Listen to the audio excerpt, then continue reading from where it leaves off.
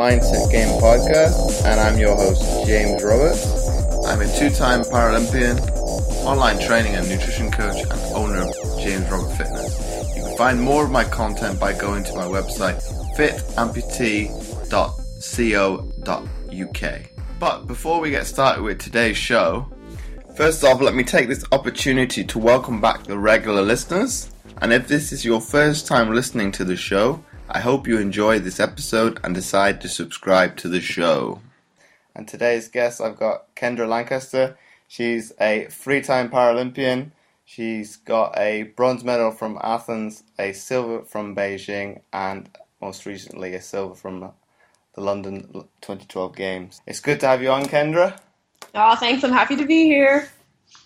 So for the guys that are listening, can you tell us a little bit more about sitting volleyball?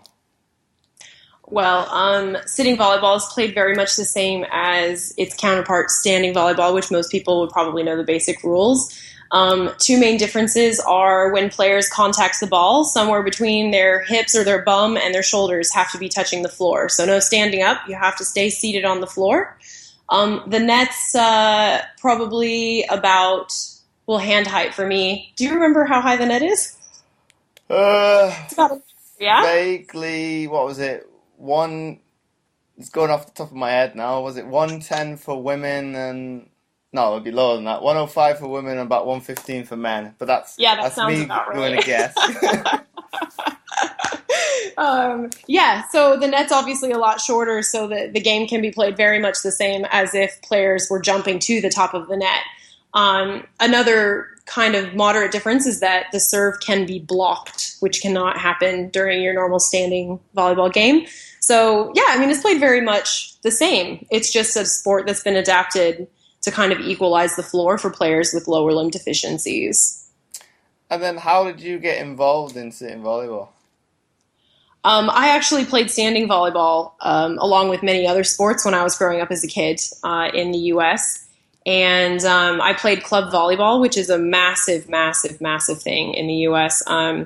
And when I was 16 years old, my coach at the time had seen the USA women's sitting volleyball team playing on like an exhibition at one of the club tournaments that he was at. And so when I started playing on his team, he encouraged me to get in touch with them. And so I did.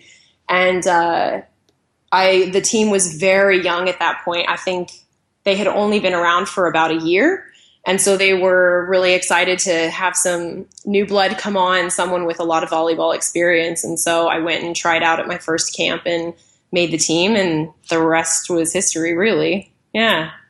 And then, obviously, the listeners can't see that you have a disability. Have you had your disability all your life? Yeah, so I was born with my arm amputated just below my elbow. So I essentially have my elbow joint, but no limb below that. And I grew up wearing a prosthetic most of my life. And play volleyball with a prosthetic. It allows me to pass with two hands and set and block as well with two hands. So it's pretty essential for me that I have my prosthetic when I play. And then probably, from memory, you generally didn't have it on for day to day, did you? It depended sometimes. Most of the time I did wear it. And actually that's an interesting story in and of itself. Like, growing up, I was always really, really self-conscious about people noticing that I was missing my arm. Like, it wasn't that I was embarrassed of it. It was that I didn't want it to be the thing that identified me. So I would wear like a cosmetic prosthetic arm for most of my life. And then kind of by happenstance, last summer, my prosthetic broke, so I couldn't wear it for several weeks. And going through that process of kind of realizing, like, actually, people don't care. And it was more of like a psychological thing for me. So once I kind of broke myself of that habit, and that it was a security blanket for me. I mean, it's like trying to take a kid's dummy or a pacifier away from them. You just kind of have to do it and let them get over it for a couple of weeks, and then they forget about it. So I don't really wear my prosthetic other than to play volleyball anymore. And then through your progression through the 3 games that you've done, I should rephrase that a little bit. When you were playing, did you see a progression within not just the US team, but as a sport as a whole, obviously going from when you started, obviously, all the way through into London 2012. Yeah, in the sport, you mean? Yeah. Yeah, oh my gosh. I think probably the most drastic changes have been in the women's game. So in Athens 2004, that was the first Paralympics where women's sitting volleyball was a sport. So before that, it had been men's standing volleyball. So they'd never had women's volleyball in the Paralympics before 2004. And, because it wasn't a Paralympic sport until that quad, a lot of the women's teams some of them were very experienced and had been playing for many years. But over the next 3 quads, as it got more attention and more successes, those programs around the world started receiving a lot more funding and a lot more resources. And the transition that the sport has made has been absolutely incredible. If and any of you guys listening as well, if you ever get the chance to watch some of those matches from those original games and then watch a match like what was just played in the women's gold medal match in Rio, it is a completely different sport. Absolutely. Like, the volleyball skill, most of all, has just increased to such an impressive level in the women's game. In the men's game, I think it's evolved as well. And that's primarily been kind of in that middle tier of teams that you see in these international tournaments. I think the top teams, Iran, Bosnia, Egypt, they've always played at a very, very high level, and they've always finished kind of 1, 2, 3 or up until Athens. They had always finished like that. And then probably for like London 2012 to have a team like Germany come through, who have always been quite strong, but never quite managed to break onto that medals podium, to see them get bronze, was it bronze that they got in London? Bronze, yeah. Yeah, to see them get bronze was really impressive. So you kind of have this ebb and flow of these teams being really successful, and that level is raising the level of the teams kind of below them. And we're getting to a point now in both the men's and the women's game where it's anyone's tournament. You see a team like Brazil come in and win bronze in Rio, which is obviously really incredible. Being the home team is something that's extra special. But 10 years ago, watching them play, even they have some of the same core players, but the skill level has improved so much in those teams. So to go from like kind of one of the bottom tier teams to bronze medalist in 10 years is really, really impressive. It's not something that you see quite often. So yeah, the sport's changed a lot, and I think it can only get better, and I think it's definitely going in that direction. And then we'll think of another question. What was it like, now you've kind of taken a step back from the sport, what was it like to watch your team, I say, probably get over that hump and finally win the gold medal? Yeah, I mean, as you say, it really was a getting over the hump for us. We finished second to China in every major international tournament from the Beijing Paralympic Games, basically up until the Rio Games. So it was really amazing for me to watch my team and getting to see them play it's the first time I've seen them play together in a really long time. So it was really incredible to get to see how they have changed just as a small group over the last couple of years. I mean, their cohesiveness on the court and stuff was really inspiring, and seeing them really support each other and just get the job done. They were so focused and so incredible. I was really proud of them. But I think the other, probably the more dominating emotions were mixed. Really sad. I was really sad that I wasn't there with them, especially since we fought so hard together over a very long period of time to really try and beat China when it counted. And that was really hard for me to see my teammates and my best friends in some cases, like, being in that moment, and I couldn't share it with them. which is obviously very selfish. But but there were a lot of mixed emotions. I mean, it's really hard knowing what it feels like and knowing how that experience is of the Paralympics and being there with that team. And they really were my family, and it just didn't feel right. But all that being said, I could not be more proud of them. I know how much they wanted it.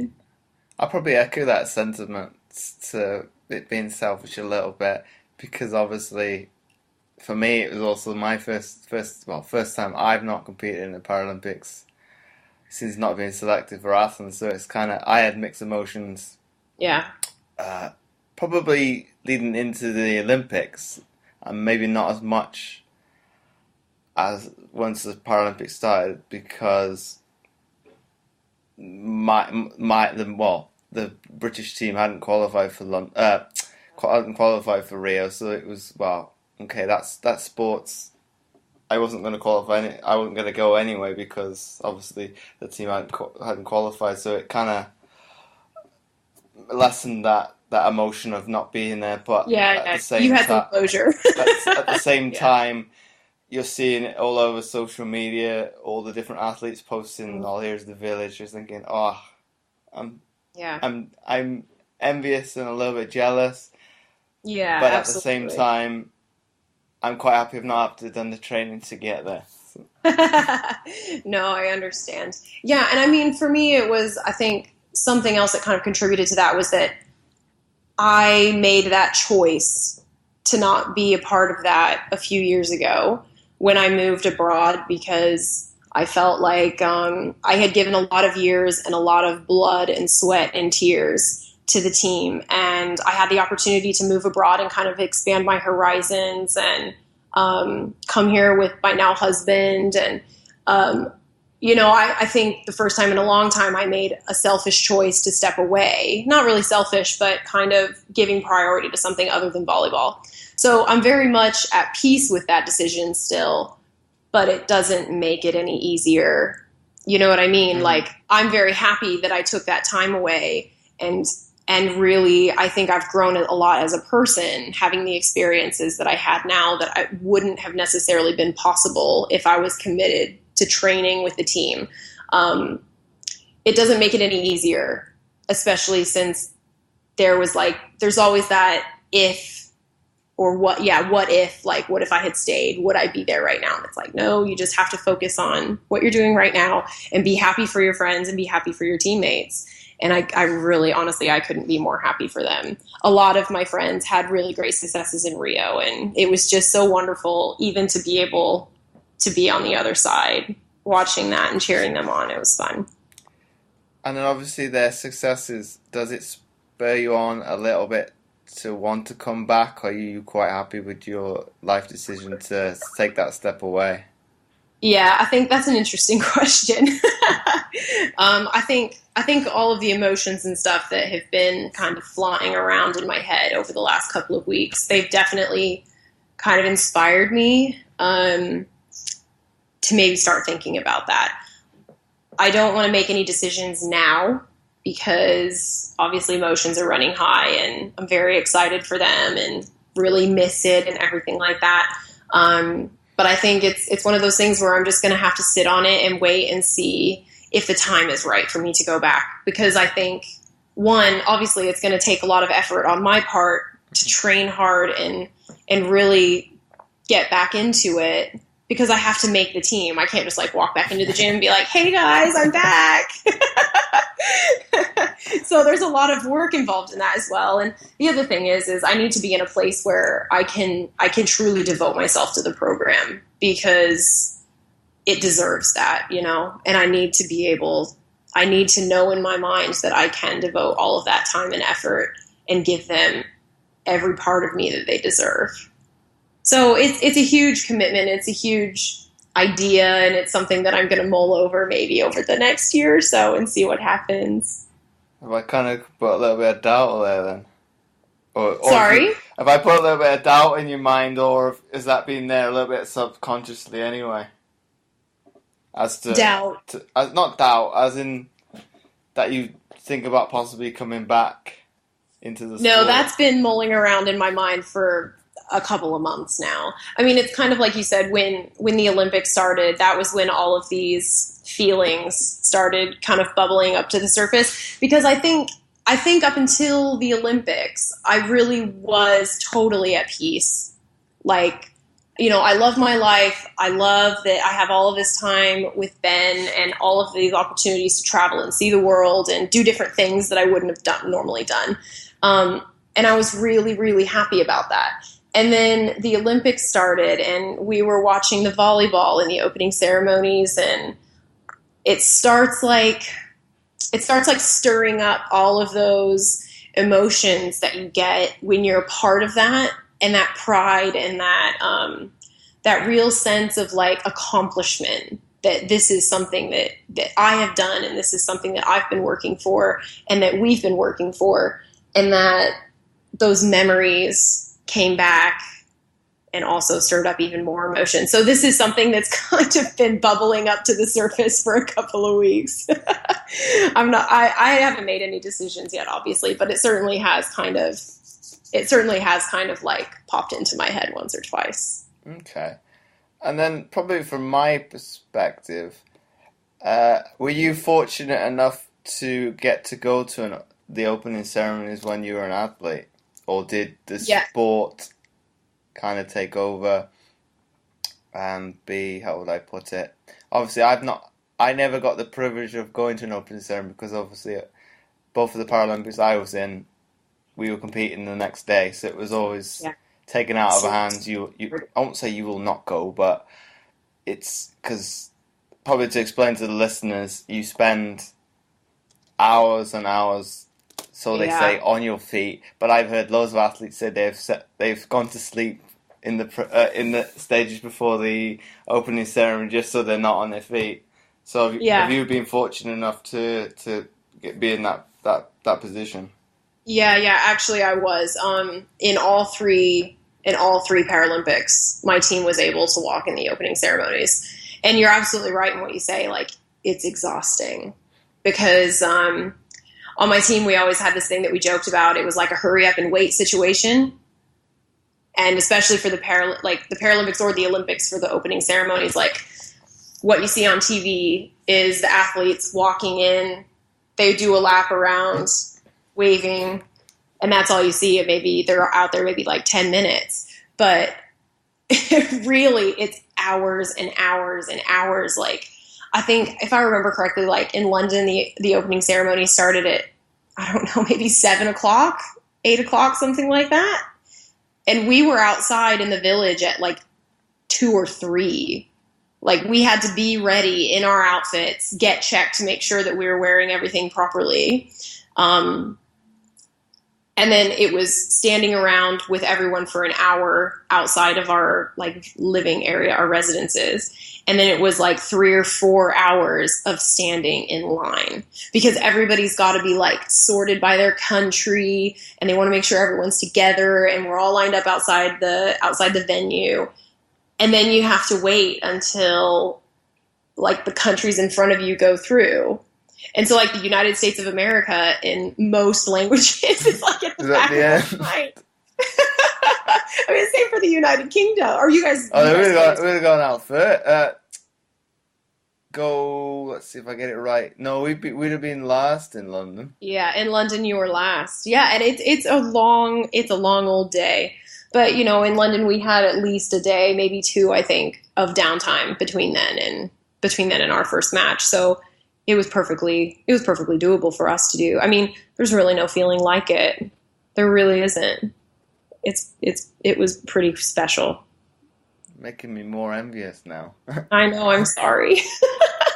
I won't say anything else. It's one of those. It's more, obviously, from my perspective, it'd be a discussion between the squads and say, well, what's the best?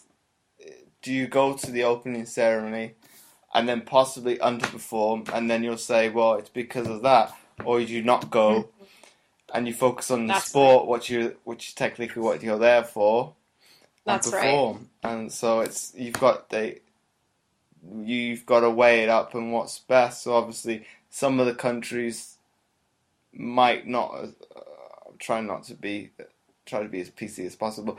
They might not have as much a professional outlook on their sport as, say, some of the bigger nations, without being two-faced about it. So it's kind of looking at it from that way. So obviously that's the reason why I've never done the opening ceremony. I've watched them both, but it's probably not the same as actually being in the stadium and feeding off that. Yeah. And I think it's like you said, it's a very personal decision that you have to make as an athlete, especially if there's any doubt as to whether or not being up that late is going to be affecting your performance. Like, it's like you said, there's this perspective that, listen, I'm here to compete, and compete is what I'm focusing on. And in that case, it makes total sense to not go if you think it's going to be affecting your performance. On the flip side of that, I think for me, like, my personal opinion about stuff like that is that I think it's a damn shame if an athlete doesn't get to experience that at least once. And I'm not saying that you should have chosen something else. It's just, for me, I'm quite an emotional person. So the emotion of it and the experience of it is what really truly makes that competition, it kind of sets it apart from everything else. And it's really special. Yeah. But on the flip side of that, because obviously I was the only member of the British Sitting Volleyball men's team to actually done a Paralympics before. So I had a lot of the guys say, what is the Paralympic experience going to be like? Yeah. Well, I can tell you what mine was, but then you can't compare one games to another because they're totally different entities. So obviously, when it came around to that first game, okay, I know it's going to be... I got a little bit of expectation what it was, but I was still blown away on that before that first game, thinking, because obviously that was a lot of bad publicity about it won't do very well. So you're thinking there was a lot of, especially in the media, obviously, about the money involved with the Olympics, and then you're thinking, because I said to people, it'd be easy to get Paralympic tickets, but that was basically on what Beijing was like, because obviously they were bringing in rent-a-crowd to fill up the stand. So you're thinking, the Olympics will be difficult to get a ticket, but this is to quote-unquote my own words. I said to people, don't worry, you'd probably be able to get a ticket, no problem. But I had people coming back to me, because obviously it was like a lottery system. They've come back to me saying, I can't get a ticket for blood or money. I'm thinking... So I think I've done it in press releases in the lead up to the games, said if you didn't know a British athlete at that point, you were probably not going to get a ticket. So it was a case of, it was kind of going from, okay, and obviously I put this in perspective, the sitting volleyball probably, or especially for the British side of the game, we were used to seeing, probably say, how many people would it have been? Probably, to be generous, at best, probably about 20 people in a stand normally, and that would be friends and family. So going from that to, I don't know what the XL capacity was in the end. I think it was like 8,000 or something like that. And then I don't think it was full to capacity, because I think for some reason with fire regulations they couldn't fill it completely. But you're going from 20 people for an example to that was mind blowing. Mm-hmm. So well, and it's like you said, it's really hard to compare one games to another games, and especially what you were going to and from, like visiting a country and going into the Paralympics and competing, is just night and day from competing in your home country. And I think that's also testament to a job well done with the London for London 2012, because the support that showed up for you guys was incredible. Absolutely incredible. And the support that was shown by the city of London was absolutely amazing as well. Like, Even for our families that were there, it was obviously a lot easier for them to go to London than it would have been for like Athens or Beijing. Not only was it a lot closer than Beijing, but also they were going to a country in China where very few people spoke English, and there was very little English around. So you have this language difference as well, but there was this like real warmth and feeling of being at home that my mom and my sister really appreciated when they came, and my grandmother was there too. It was just the little things, like being on the tube, and there would be like London Paralympic representatives coming up and asking them, "Oh, you guys are family, like who are you supporting? Where are you going? Can I help you find your way?" You know, it was just really incredible, like the difference between Beijing and London as well. Like even I can say between these 3 games that I've been to, and people always ask like, what was your favorite? They always ask like, which games was your favorite? I hate that question. And you can't even begin to explain that because, you know, I just tell them like, I can't choose one. They were so different from one another. And like Athens was such an incredible experience for me because it was my first games and I was so young. And I just went around like completely doe-eyed and absolutely amazed at everything I saw. And then going from Athens to Beijing, the scale of Beijing was on a different planet from what Athens was. Like, I mean, maybe you'll agree with this, like, Beijing was huge. Everything was massive. There were just millions of people everywhere all the time. And the village was beautiful and landscaped, and they had like a river flowing through it. And it was just, in Athens, the athletes' village wasn't even finished. Like the landscaping wasn't finished. I remember there being like cinder blocks and stuff just laying where the grass was supposed to be. And it was lovely. Like there's nothing wrong with that. I understand it's a massive thing to organize. But going from that to Beijing, and again, you're just amazed. Like this is what it's supposed to be like, this like huge event, and everything went well, and it was just massive, and it was finished on like a whole different level from Athens. So that was how Beijing stood out to me. And obviously we went from being in the bronze medal match to the gold medal match this time. So that kind of upped the ante.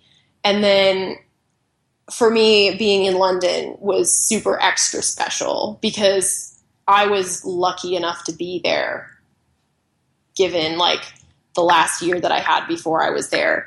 And getting to experience that with Ben and with my family being there again, because my family were in Beijing, it was just on a whole different level. And I think the level of care that seemed to have been given to the London 2012 games, and the level of recognition that it received in London, and the support from the city and stuff, I think that also made it extra special. So yeah, the games are all so different, and they have their own personalities, and they have their own, you know, downfalls, and they have their own things that they excel at, but they're all special for a different reason. Yeah, I think we'll wrap it up there. Okay. Kendra, thank you very much for your time. If anybody wanted to connect with you, what is the easiest way for them to get hold of you on social media?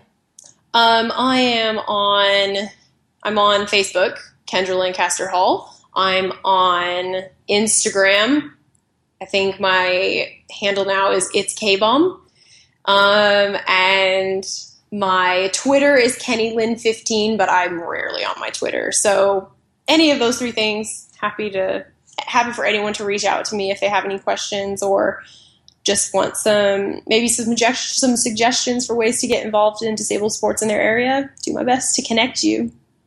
And then to finish on, why did you go with that Instagram handle? What links it into that? Yeah, so my nickname with, I think, a lot of your team and some of my other friends is K-Bomb because of the Lancaster bomber, obviously, and Lancaster being my last name. So that's one of the more special nicknames I've ever had. I think I know who you're mentioning within that team specifically. So I won't name him.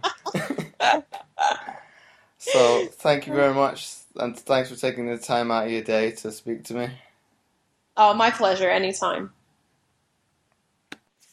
And before I forget, I would really appreciate it if you would be so kind as to leave a short written review, as it helps to get the podcast more notoriety and it would be more visible in future to others, and thus helping more people, which my guests and I are all about. Once again, thanks for listening, and I'll catch you next time for another episode of the Mindset Game podcast.